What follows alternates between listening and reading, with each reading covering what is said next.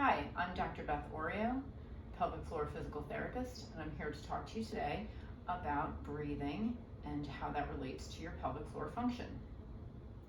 Respiratory diaphragm and the pelvic floor need to coordinate with each other in order to have good pelvic floor function. So your respiratory diaphragm is here at the top of the abdominal cavity, and your pelvic floor is at the bottom of the abdominal cavity.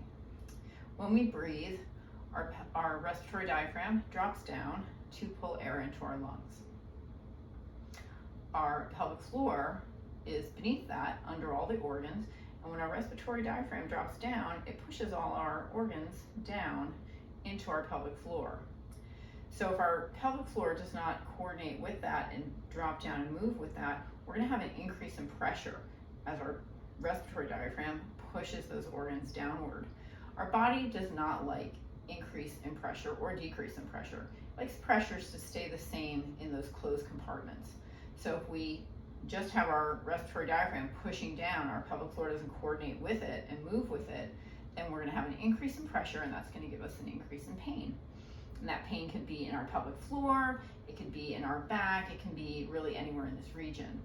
So when we breathe in, our pelvic floor should drop down with our respiratory diaphragm. When we breathe out, they should both rise up together and coordinate. This is the most basic function of the pelvic floor. It's its basic range of motion. It's how it elongates when we breathe in, and it contracts and rises back up when we exhale. So that's its basic function, its basic range of motion.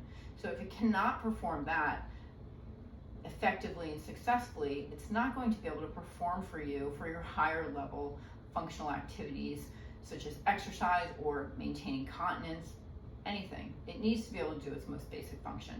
And a lot of times, pelvic floor patients really struggle with getting this breathing coordinated and getting a feel for the rhythm of the pelvic floor.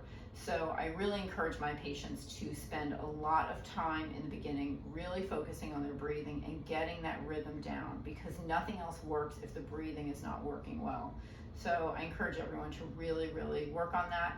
If you're struggling with it, speak to your pelvic floor therapist. They can help you. There's a lot of things that they can do, a lot of cueing and exercises and different techniques that you can use.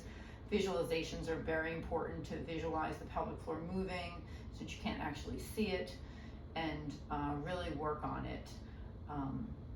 So I hope that was helpful, and you found it something that can benefit you in the future. And if you enjoyed this video, please subscribe to my channel for other pelvic floor videos that can help you with strengthening and lengthening of your pelvic floor in the future.